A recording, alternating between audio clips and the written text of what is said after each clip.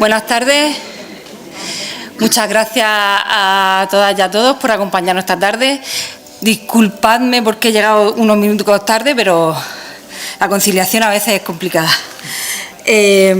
Bueno, un año más y como cada 2 años nos encontramos acompañando al Centro de Estudios Abraneros, que la verdad es un placer que año tras año y después de tanto tiempo sigan organizando este curso y que sea siempre del gusto y el agrado de tanta gente y que al final, pues como cada año, como cada ocasión, su poder de convocatoria desde luego es tremendo.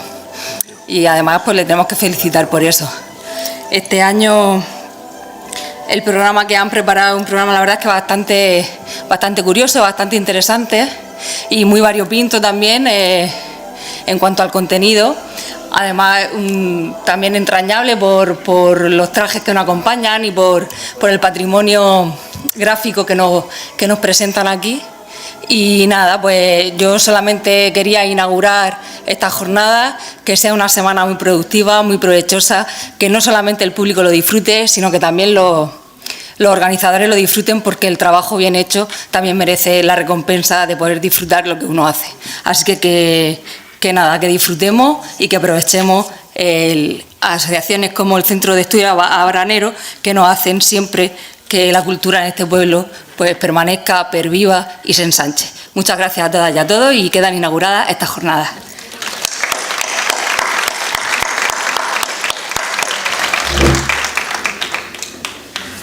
Como, a nuestro parecer, cualquier tiempo pasado fue mejor. Así acaba la primera de las 40 coplas a la muerte de su padre, que escribe Jorge Manrique en el siglo XV, sin duda una de las obras poéticas más importantes en lengua castellana. Y esos últimos versos han pasado a usarse de un modo muy general para expresar un sentimiento que es muy humano, como es el considerar que el pasado, el tiempo ya vivido, es mejor que el presente, que lo que vivimos en la actualidad. Pero debemos evitar el sucumbir a una tentación que es también muy humana y que todas las generaciones siempre han sentido en el tiempo en que han vivido, haya sido mejor o peor, y es la tentación de la nostalgia, una palabra que la Real Academia define como tristeza melancólica originada por el recuerdo de una dicha perdida. La nostalgia es algo que se experimenta a nivel personal, pues conforme vamos cumpliendo años, vamos añorando con más fuerza las épocas pasadas, pero también a nivel social, pues también como comunidad, como pueblo, pensamos que la realidad del pueblo en el pasado es mejor que la actual. Dice un verso del gran poeta Luis Alberto de Cuenca que la nostalgia es un burdo pasatiempo. Y tal vez tenga razón, pero lo cierto y verdad es que no podemos evitar sentirla, aunque lo que hay que procurar es que esa nostalgia no nos inmovilice y nos haga desentendernos de vivir y disfrutar y mejorar el presente que vivimos como personas y como sociedad. Para enjuiciar una época de la historia de un territorio y hacerlo con cierta objetividad, en primer lugar hay que dejar pasar un cierto tiempo, pues la inmediatez no es buena consejera y nos hace juzgar de una manera subjetiva y caprichosa y por lo tanto no con rigurosidad. Estando ya en el primer cuarto del siglo XXI, podemos analizar con cierta distancia y por tanto con bastante objetividad el desenvolvimiento del siglo XX en Abarán, un siglo bastante convulso en todos los órdenes de la vida social. Pero dejando a un lado los momentos negativos, aunque también de ellos podemos aprender algo para no repetirlos, si miramos los momentos más felices de nuestra sociedad, sin duda debemos señalar los años 20 y los años 60 como los periodos de mayor desarrollo en este pueblo. De los primeros, de los años 20, ya hemos tratado y escrito bastante, pues representan un gran avance cultural y económico en Abarán, protagonizado fundamentalmente por la puesta en marcha del motor Resurrección, algo que puso a prueba el sentimiento de unidad de un pueblo y su carácter osado y emprendedor, pues se consiguió algo que parecía una locura. Pero hoy se trata de centrarnos en los años 60, más cercanos a nosotros, y en los que se vive un gran florecimiento de este pueblo en todas las vertientes de su vida. Y si en los años 20 hemos señalado como gesto importante el motor Resurrección, en los 60 podríamos señalar el ascenso del Club Deportivo Abarán a Segunda División como una hazaña que trasciende el ámbito deportivo para convertirse en estandarte del desarrollo y progreso de un pueblo que vive ese presente con alegría y orgulloso de sí mismo. Es sin duda el hecho más importante no solo de este año 63, en el que tuvo lugar lo que se consideró como un milagro, pues era la primera vez que el equipo de fútbol de un pueblo de menos de 10.000 habitantes militaba en la Segunda División Nacional, sino de toda una década, la de los 60, que supone un florecimiento de este pueblo en todos los órdenes y que tiene en este evento deportivo el mejor ejemplo y estandarte. Tampoco se trata de pensar que ese tiempo Abarán fue un paraíso en el que todo era maravilloso, pero sí que fueron tiempos en que la vida de este pueblo se desenvolvía caracterizada por estos tres rasgos. El primero, la unidad.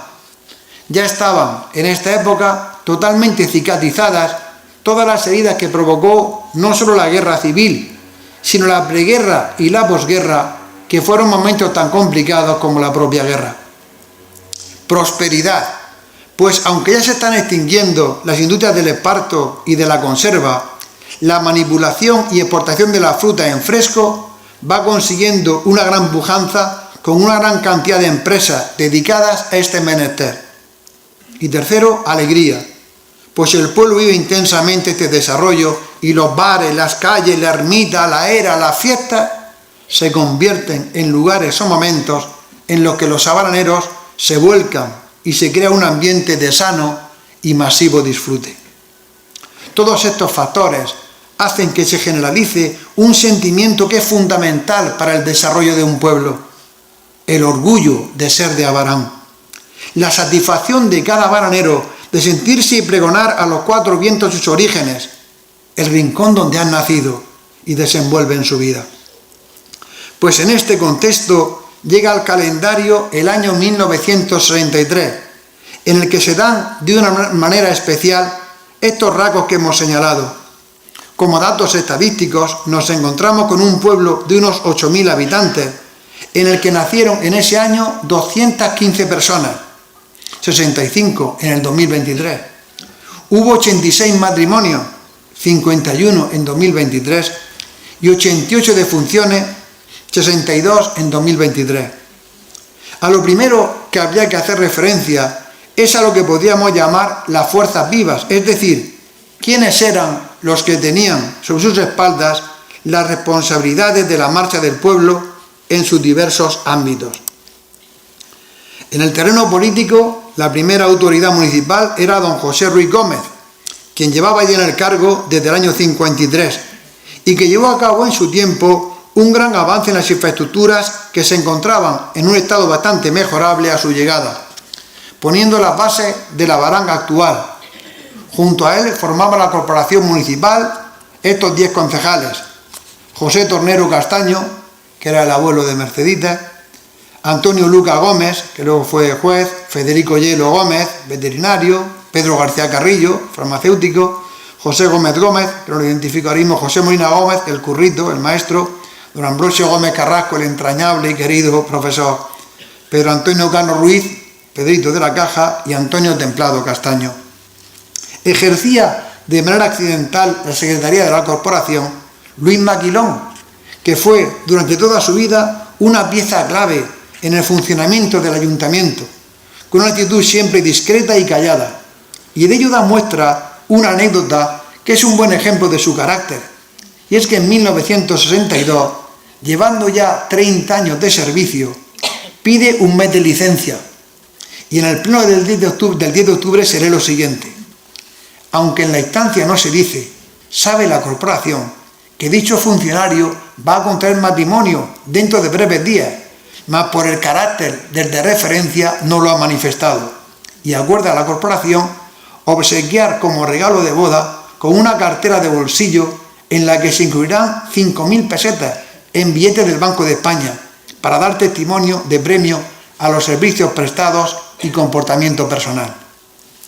Volviendo al año 63, en el ámbito religioso, entonces muy importante en la vida de un pueblo, está a cargo de la parroquia don Juan Sáenz Hurtado, quien tras 8 años ya de estancia en el pueblo, se ha convertido en una figura respetada y querida por todos, revitalizando la vida de la parroquia, abarcando todos los ámbitos de la vida social, creando, por ejemplo, la adoración nocturna y dándole un gran impulso, entre otros movimientos, a la acción católica o a las hermandades.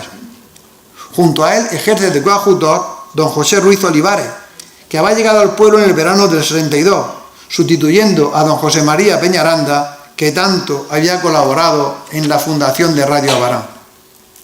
En el terreno educativo, el Colegio San Pablo, el único en aquel momento, tiene como director a don José Vargas, importante pedestal de la cultura del momento, especialmente protagonista en la creación y actividad de la biblioteca. Si entramos en el ámbito de la justicia, en el 63 se ejerce como juez de paz, entonces un cargo con muchas competencias y gran relevancia, don José Gómez de Domingo, droguero, suegro de Félix. En cuanto a la actividad cultural, tiene un especial protagonismo la banda de música municipal, dirigida por don Manuel Serrano Folguera, que había nacido en Almoradí y que tiene una importante obra como compositor. Sustituyó a don Ramón Montesino, director que llevó a cabo una gran labor en la banda. Don Pedro García es quien está detrás de estas incorporaciones y del funcionamiento y mantenimiento de la banda en este tiempo. Una banda muy nutrida y que tiene una gran implicación en la vida del pueblo. Siguiendo en este ámbito, en el 63 ya se encuentra la Casa de Cultura en pleno funcionamiento, una infraestructura básica hasta hoy en el pueblo. Se había inaugurado el 21 de julio de 1962 y se crea un patronato para su funcionamiento, siendo el presidente el alcalde, que nombra como director a don Pedro García, que era, junto con don José Vargas, el brazo cultural de don José Ruiz. Como dato curioso, en el 63 la biblioteca de esta Casa de Cultura tiene 7.041 libros y se llevan a cabo 13.897 lecturas. Ese mismo día, además de la Casa de Cultura, se inaugura, con asistencia del comendador civil, don Antonio Luis Solerban, muy ligado al alcalde y que visita el municipio con bastante frecuencia, las 2 escuelas unitarias de la ermita, además del centro de higiene y casa del médico en la plaza del ayuntamiento. Tras hacer un recorrido por los acuerdos de la corporación de ese año 63, encontramos algunos acuerdos llamativos, como la concesión de 500 pesetas a José Ruiz Martínez para adquirir una dentadura postiza para su esposa, por carecer de medios, siendo 7 de familia. Igualmente, se conceden 1.000 pesetas al que fue coadjutor don José María Peñaranda para adquirir un vehículo con el fin de ejercer su apostolado en los medios rurales. También se conceden 4.000 pesetas para comprar una cruz y farolas para encabezar las procesiones y 4.700 pesetas para 3 cornetas y 3 túnicas. Igualmente se acuerda el 8 de abril elevar un 35% de las gratificaciones a los músicos para ensayos y actuaciones, y el 12 de agosto se acuerda el traslado de la parada de taxi a la acera derecha de la Plaza Calvo Sotelo, la Era, junto a la Plaza de Toros. Ese mismo día se acuerda que la Plaza de Abastos, que estaba en Doctor Moreno, donde está CaixaBank actual, cierre los domingos y festivos para toda clase de venta. El 11 de noviembre se responde una solicitud de CAMSA para realizar obras para sustituir el surtidor que estaba en la Era. La corporación no lo autoriza por encontrarse en núcleo urbano con gran afluencia de personal y solicita a CAMSA que agilice la instalación de una estación de servicio en el hectómetro 8 de la carretera de Abarán a la estación que ha solicitado Jaime Gómez, Maniso, siendo, dice la corporación, de gran necesidad y conveniencia dado el gran volumen de transporte en la localidad y su aumento progresivo. Pero junto a estos asuntos curiosos, la corporación trata temas de mayor calado, como la aprobación del presupuesto de ingresos y gastos, herramienta clave para el funcionamiento del ayuntamiento. El presupuesto municipal, amigos de la Corporación Municipal, del año 63 se eleva a un total de 4.797.986 pesetas, es decir, unos 29.000 euros actuales. De estos, 1.957.530 van destinados a gastos de personal, es decir, unos 12.000 euros actuales. Ha cambiado bastante. En estos años se llevan a cabo las obras de infraestructura necesarias para la modernización del pueblo, en lo que respecta a abastecimiento y saneamiento de agua, alumbrado y asfaltado de calles. Concretamente, en este 63 se encuentran terminadas las siguientes obras: alcantarillado en la zona del cuartel de la Guardia Civil, asfaltado calle General Sanjurjo, renovación de aceras en Luis Carrasco, Ramón y Cajal y Queipo de Llano, adquisición de maquinaria elevadora para abastecimiento de agua, nuevo depósito y red de aguas en Cabezo de la Cruz y en algunas calles del casco antiguo.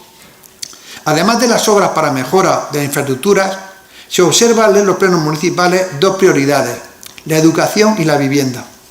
En cuanto a las necesidades educativas, se plantea la necesidad de solicitar al Ministerio la concesión de una sección delegada de un instituto de enseñanza media, para evitar que los alumnos tengan que desplazarse a Cieza para cursar el bachillerato, solicitud que aprueba el Ministerio. Para ello, el Ayuntamiento pondrá a disposición del Ministerio los terrenos para esa edificación e incluso facilitar la residencia en el pueblo del profesorado. El municipio aporta 6.500 metros cuadrados, cuyo importe es de 1.200.000 pesetas, costeados en gran parte por la Asociación General de Cabezas de Familia, debiendo costear el Ministerio su construcción, que se eleva a 6.400.000 pesetas. Este proyecto de instituto tardará varios años en hacerse realidad, pues no comenzaría a funcionar hasta el curso 70-71. Respecto al problema de la vivienda, el Ayuntamiento proyecta la construcción de dos grupos de 42 viviendas de renta limitada y subvencionada, para lo que se donarían los terrenos. Son muchas las veces que se trata de este tema, pero no llegó a hacerse realidad. Además de estos proyectos, hay uno bastante utópico, y es que se están realizando obras de embellecimiento en el parque municipal con la intención de convertir ese paseo en uno de los más bellos lugares de esta villa, y estas obras quieren culminarse con la construcción de un club náutico junto a la piscina, que, dice literalmente, por su suntuosidad y originalidad, dará a nuestro parque municipal un aspecto de extraordinaria belleza. El club náutico, lógicamente, tampoco se llevó a realidad, hubiera sido. Pero aterrizando en la realidad de la vida del pueblo en ese año, vamos a centrarnos en 4 momentos que tienen un gran alcance en su tiempo. La Semana Santa. El primero de estos momentos es, lógicamente, la Semana Santa, que se extiende en ese año del 6 al 13 de abril y que alcanza una especial relevancia, pues incorpora imágenes que suponen un gran revulsivo para nuestras procesiones. Sin duda, la de mayor envergadura es la del descendimiento, que con nada menos que 5 imágenes fue todo un deslumbramiento en aquel 11 de abril, Viernes Santo, en que desfiló por primera vez. Ya hemos comentado más de una vez los 4 pilares en los que se fundamentó esta hermandad. El primero de ellos, el cura, don Juan Sáez, que tenía la idea de ligar las hermandades a gremios profesionales, y así había convertido la procesión del Martes Santo en la procesión de las obreras, que se llamaba. Así quiso hacer también con otro gremio entonces muy numeroso, de los albañiles, y le sugirió la idea al que fue el pilar económico, el entonces alcalde don José Ruiz Gómez, quien no escatimó medios y de su bolsillo costeó la imponente obra escultórica, que le fue encargada al escultor valenciano Efraín Gómez Montón, el pilar artístico, por el maestro de obra Antonio Molina Peñaleja, que fue el pilar social de una hermandad que, por salir solo una noche, tuvo unos comienzos muy complicados, pero que con gran tesón y sacrificio ha ido ampliándose y manteniéndose hasta hoy. Junto a esas impresionantes imágenes de descendimiento, el mismo escultor valenciano talla también para nuestro pueblo una Verónica, que se estrena también en este 1963. Esta nueva imagen se costea por el sector de la madera, centrado en la leva, cuyos obreros aportaban una cuota semanal para este fin. Ya antes, esta empresa se había hecho cargo de la procesión de la Burrica, protagonista del Domingo de Ramos, por encargo también del párroco don Juan Sáez, y hasta hoy sigue llevando ese cometido. Una tercera imagen, y también de gran valor artístico y religioso, causó también una gran sensación en ese Viernes Santo del 63, nada menos que un Cristo yacente, costeado por el doctor Molina y encargado al célebre escultor de Espinardo José Blanes, que ya había hecho para Abarán otras obras religiosas, además de obras de carácter civil como los bustos de Nicolás Gómez y don Jesús García Candel. Don Constantino Molina se mostraba especialmente orgulloso de esta obra y afirma sobre el trabajo del escultor: esta obra, dice el doctor Molina, le hizo concentrarse con toda la fuerza creadora y concepción de su estilo artístico y genio creador durante un largo año de esfuerzo agotador, para hacer surgir del grueso y tosco madero primitivo la maravillosa talla actual. La realidad es que de todos los yacentes que hizo el escultor de Espinardo, parece ser que era este el que más satisfecho se sentía. Fue sin duda para Abarán una incorporación extraordinaria para el engrandecimiento de su Semana Santa. Pero unos días después de esta esplendorosa Semana Santa, el 29 de abril, una noticia luctuosa impregna y adoró a todo el pueblo, y es que ese día muere una mujer que se había ganado el afecto de todos los abraneros por su amor a los ancianos más desamparados y su trato cariñoso con todo el pueblo. Fue la madre Victorina Carretero. Nacida en 1911 en Parajes de la Lampreana, un pequeñísimo pueblo de Zamora, llega a esta villa cuando se funde el asilo el 1 de marzo del 35 y permanece aquí hasta agosto del 51, en que es trasladada a Cieza, aunque nunca pierde sus vínculos con Abarán. Don Pedro García Carrillo, en sesión municipal del 13 de mayo, propone que el ayuntamiento manifieste el profundo sentimiento por esta pérdida y dice: por sus dotes especiales de buen corazón. Su sepelio fue una imponente manifestación de duelo, asistiendo a todo el pueblo. Fruto de ese cariño que se ganó en vida, sus restos reposan en nuestro cementerio y su imagen está expuesta en el salón de pleno de nuestra casa consistorial. El tercer momento es el ascenso a Segunda División. Pero como la vida de las personas y de los pueblos es una sucesión de contrastes, poco más de un mes después del multitudinario entierro de la madre Victorina, Abarán vive el que ha sido sin duda el momento de mayor alegría y efusión de todo el siglo XX. Y fue el 8 de junio de 1963.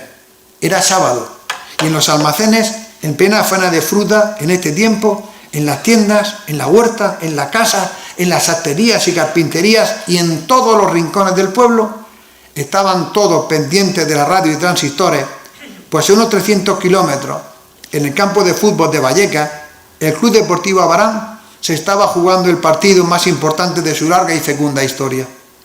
Y es que en la temporada 62-63, nuestro equipo había quedado campeón del grupo 10º de tercera división, tras endosarle al Lorca un 5-0 en las colonias en la tarde del 21 de abril. Aquello ya fue toda una explosión de alegría en el pueblo, con el entrenador Ventura llevado a hombros por todo el campo y vivas y fuegos artificiales que manifestaban la ilusión ante la gran gesta de esa temporada. Tras esta gesta de liderato del grupo de tercera división quedaba lo más difícil, las eliminatorias, para conseguir algo que parecía una utopía y que nunca había conseguido una población tan pequeña: el ascenso a Segunda División Nacional. El primer equipo con el que hubo que disputar fue el Ferrol, ciudad donde no conocían ni el nombre de nuestro pueblo. En su campo ganó el Ferrol al Club Deportivo Abarán por 1-0.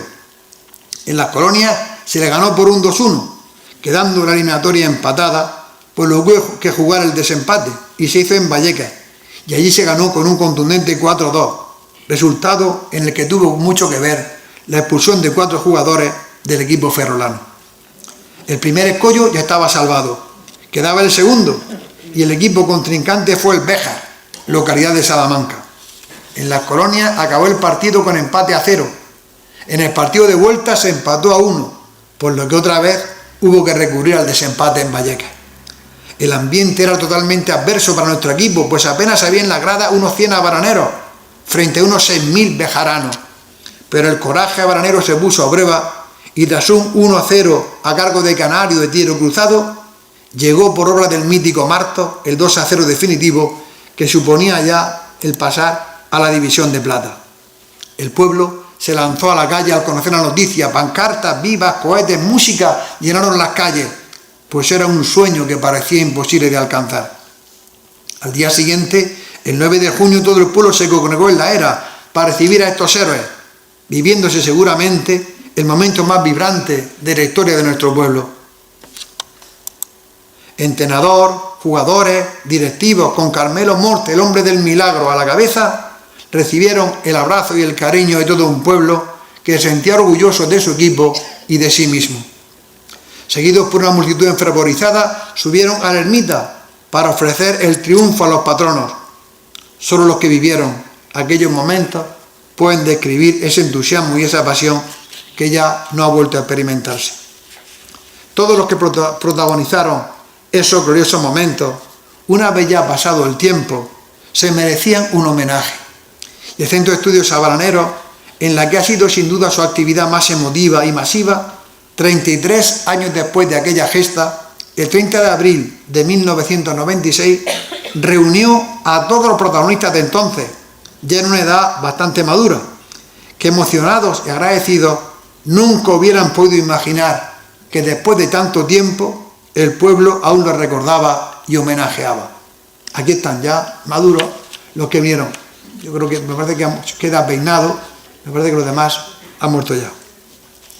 Y el cuarto momento son las fiestas del 63. Volviendo a este año, en ese ambiente de euforia y alegría por esa gesta irrepetible, llegan las fiestas. Una fiesta vivida con intensidad, protagonizada por los que son los dos componentes básicos de la feria, música y pólvora. En relación con la primera, además de las dianas, nuestra banda de música con don Manuel Serrano a la cabeza da 7 conciertos, habiendo días en que dobla mañana y tarde.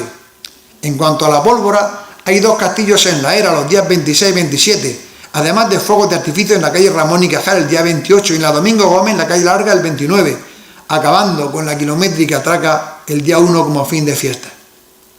Todo a cargo del pirotécnico de Archena, señor Palazón.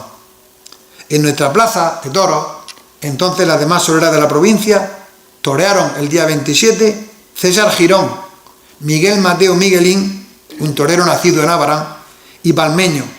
Había además una novillada el día siguiente donde toreó Tino Morte junto al Puri y Curro Ortuño.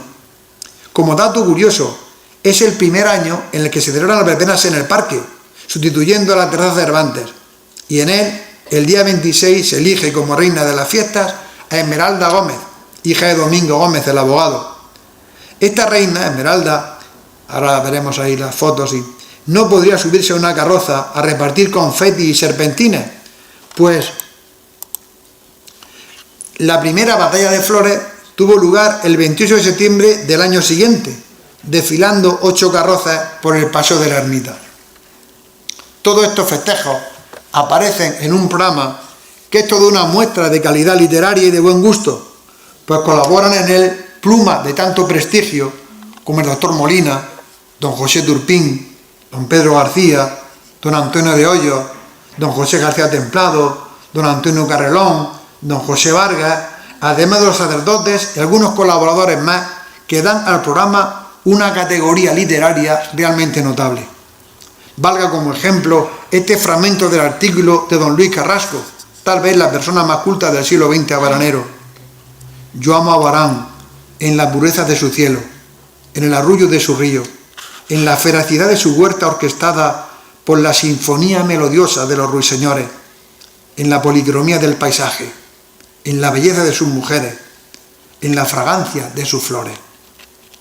Junto a los ilustres colaboradores, si repasamos los anunciantes, observamos que solo 3 empresas de las anunciadas en ese año siguen hoy en funcionamiento: los Carlistas, Confitería El Paso y Panadería La Francesa, habiendo desaparecido otras como Muebles Ambrosio, Abonos El Tomatero, Transporte Relámpago, Bar Gran Vía, Electrodomésticos Agustín Ramos o la Espartería de Juan Cano Ríos. Pero hay un hecho en esta feria que contribuye y mucho al esplendor de este 1963, y es la visita a Abarán nada menos que del gran músico y compositor don Pablo Sorozábal, autor, entre otras zarzuelas, de Catiusca, don Manolito, Black el Payaso, La Tabernera del Puerto y la de Manojo de Rosas, que fue la que vino a dirigir a Abarán. Era un lujo para el pueblo esta visita, que fue posible gracias a la afición musical y a la generosidad de don Pedro García y Antonio Carrillo Monea.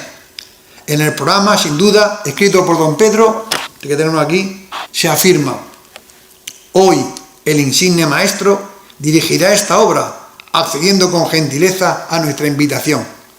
Abarán, a quien no le coge por sorpresa la presencia de altas figuras de la escena y del arte, escuchará con toda fidelidad los compases de su música, siempre fresca y fragante como rosa recién cogida, y sabrá rendirle el homenaje de su admiración y de su gratitud por la delicadeza de actuar ante nosotros. La representación tuvo lugar en el Teatro Guerrero el 29 de septiembre a las 11 de la noche, y tras la zarzuela hubo un variado fin de fiesta que acabó con el concertante de los Gavilanes, interpretado entre otras por célebres voces de su tiempo como Lolita Ripollés, Enrique del Portal o Tomás Álvarez, constituyendo la velada un proverbial éxito. Estos son algunos de los eventos que jalonaron este 1963, un año que figura con letras grandes en la historia, la larga historia de nuestro pueblo. Han pasado ya más de 60 años de aquello, pero los que tenían uso de razón en aquellos momentos, que hoy tienen ya de 70 para arriba, aún guardan en la memoria y en el corazón aquel ambiente y aquellas sensaciones. Yo estaba empezando a despertar en la niñez a la vida y apenas encuentro rebuscando en mi memoria algunos retazos aislados de aquel tiempo. Este monaguillo que hay aquí, pues soy más o menos en el 63 y apenas me daba cuenta de lo que estaba pasando. Es verdad que hemos ganado en muchas cosas, que ha habido muchos avances de todo tipo desde entonces, que la ciencia y la tecnología han dado pasos de gigante. Queda ya muy lejos la espera de horas para poder tener una conferencia telefónica con Murcia o con Madrid, o aquel olor intenso de la leche en polvo en la entrada del Colegio San Pablo, o el ambiente tan humilde de aquel asilo para ancianos pobres de solemnidad, o las peleas en la biblioteca infantil para conseguir un libro de las aventuras de Tintín, o aquellos viajes a Cieza en la Pava de Ramón para poder estudiar bachillerato en el Colegio Isabel la Católica o en la Academia de don Manuel Avellaneda. Todo ese mundo de privaciones y dificultades ya ha quedado casi en el olvido, pero junto a ello también tuvimos 2 teatros con los mejores artistas de cada momento. Tuvimos la Plaza de Toros de más solera de la región con los mejores carteles y las más prestigiosas ganaderías. Tuvimos empresas pujantes de frutas, de madera, de productos farmacéuticos, de manufacturas metálicas que pasearon el nombre de Abarán por España y por el mundo. Tuvimos una era salpicada de bares y vibrante de vida. Tuvimos el equipo de fútbol en segunda división, codeándonos con ciudades mucho más importantes y potentes que este pueblo. Tuvimos unas fiestas extraordinarias que atraían a cientos de forasteros. Y lo que es más importante, tuvimos interiorizado el orgullo de ser de Abarán, que proclamábamos a los 4 vientos. Pero no podemos ni debemos quedarnos conjugando los verbos en pretérito. No podemos ni debemos seguir repitiendo sin descanso el fuimos o el tuvimos, pues nos quedaríamos anclados en una nostalgia improductiva e inútil, convirtiéndonos en estatuas de sal, como la mujer de Lot, al mirar hacia atrás, escapando de Sodoma y Gomorra. Si de verdad queremos un pueblo que avance, que marche hacia adelante, que no se duerma en los laureles, debemos pasar a la acción. Debemos aportar cada uno lo mejor de sí para la sociedad. Debemos dejar a un lado lo que nos separa y potenciar lo que nos une. Debemos, en definitiva, sentirnos orgullosos de nuestro pasado, comprometidos con nuestro presente y esperanzados en nuestro futuro. Muchas gracias.